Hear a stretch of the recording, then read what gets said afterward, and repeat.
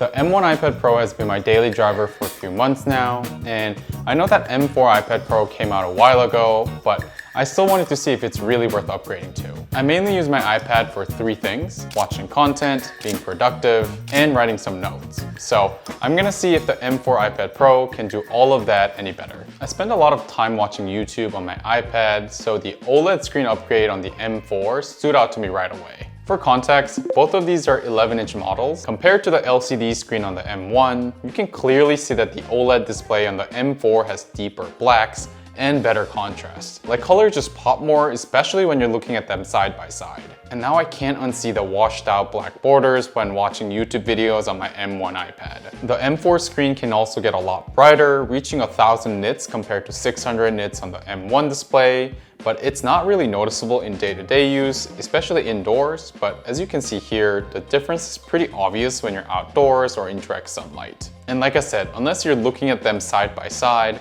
the difference is pretty insignificant for most people. Like, when I handed the M4 iPad to my girlfriend who uses the M1 iPad like me, she didn't really notice much of a difference. It's very light. It's very colorful. It's true. It's probably because the wallpaper's colorful. I don't think it feels that different. No? No.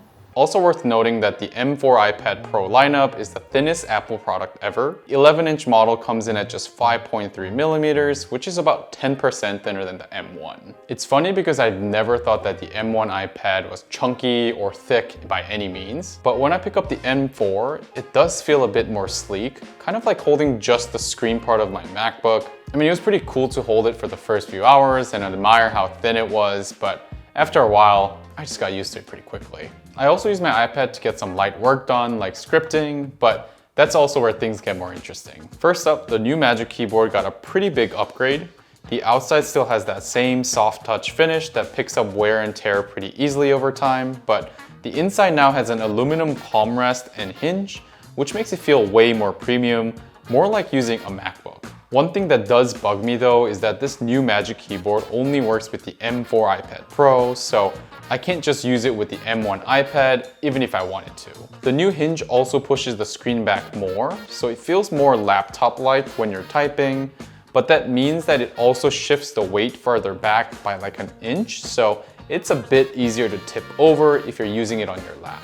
But when you're typing, your palms are usually on the keyboard, so it's not something you have to worry about too much. One tiny thing I also noticed is the new aluminum design makes it harder to open, since with the M1 keyboard, there's a bit of a gap to dig your finger into, but with the M4, it's just two flat metal pieces shut together, so it can be kind of awkward to pop it open sometimes. It also finally has the much needed size upgrade for the trackpad, and my personal favorite, an added function row at the top, so I don't have to change screen brightness using my finger on screen, or reach for the physical volume buttons to change the volume. Speaking of which, the M4 iPad finally accepts that most people use the iPad horizontally, so it fixed how the volume buttons work in landscape. So now the up and down actually stay intuitive even when you rotate it horizontally. The front-facing camera is finally located horizontally on the M4 iPad, and this has always bothered me with the M1 iPad because there have been so many times I would look at the screen to use the Face ID and it would point me to the left, so I would look at the camera directly.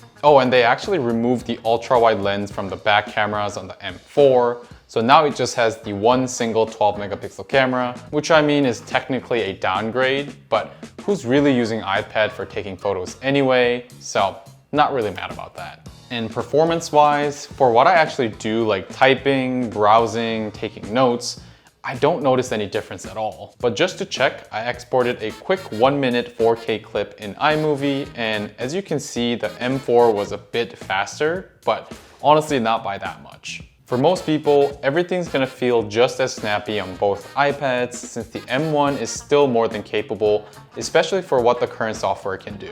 I am curious though how the M1 iPad will be able to handle the upcoming iPad OS 26, since it seems to be adding better Windows system, file management, and just more Mac-like features. The battery life has been pretty much the same for me on both devices, around 9 to 10 hours depending on what I'm doing, and the standby battery life is also great as you'd expect from any mini iPad. The last thing sometimes I use my iPad for is jotting down notes or quick sketches. The M4 iPad Pro doesn't support the Apple Pencil 2nd generation. I don't know why. So I tried out the new Apple Pencil Pro, which adds a squeeze gesture and this barrel roll thing to change brushes. Look, it's cool. I mean, it's reminiscent of the fake Touch ID button on the older iPhones, but I honestly don't use it enough to really notice any difference. I mean, if you're an artist, maybe it's worth it, but for taking casual notes, the old Apple Pencil works perfectly fine. So, does the M4 iPad Pro deserve your money for an upgrade, especially if you already have an M1 iPad Pro?